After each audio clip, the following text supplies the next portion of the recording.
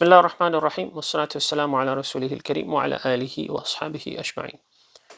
This is again a follow-up of the video in which I've talked about the topic of whether all non-Muslims are going to go to hellfire or not. This is not directly connected with that, but it is again a very important topic that a lot of people don't understand, and this is the issue of takfir. Right? Because by doing takfir, in the previous video I talked about the universality of Islam. If we do if we make the umbrella of Islam narrow, right? We're gonna and do takfir extensively. Right? We're obviously negating the universality of Islam.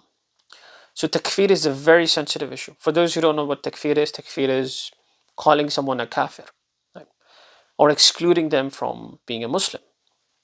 So my sheikh explained this matter that if you that a lot of the scholars, right, they promised to themselves, right, the scholars were very very careful in these matters, that they're never gonna point at someone and call them a kafir, right?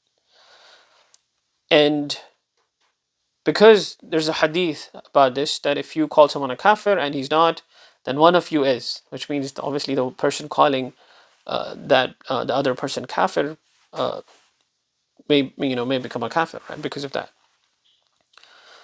So if you look at Muslim societies now, they're just completely opposite to this.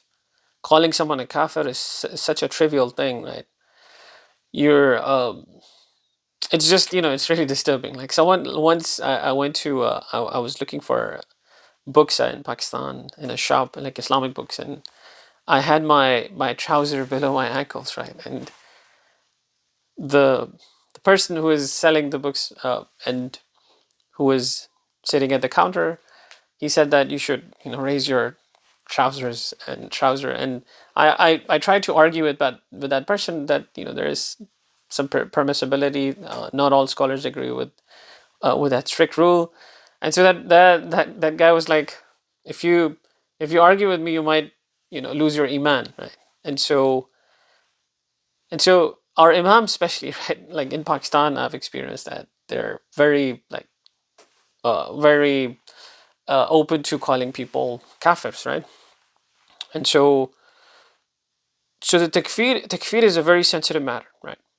And there are like groups that who have called, historically, if you look at the Wahhabi interaction with the Ottomans, the Muhammad bin Abdul Wahhab, he said all the Ottomans are kafirs, are murtads, right? And this was just like, it's a very disturbing topic when you learn about it.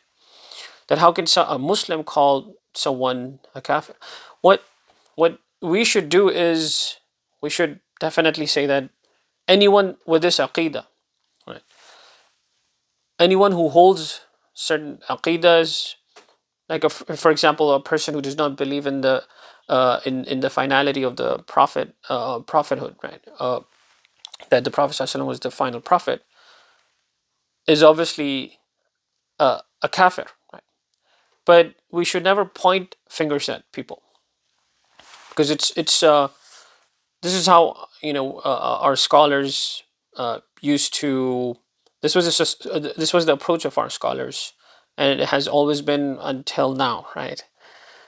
So this again negates the universality of Islam. That if we keep on calling people kafirs, we're just reducing the umbrella of Islam. So never ever do takfir. Be very careful. Leave that to the scholars, right? We should just debate with people. We don't know if someone, we call that person a kafir, the next day he does tawbah and, becomes a wali, right?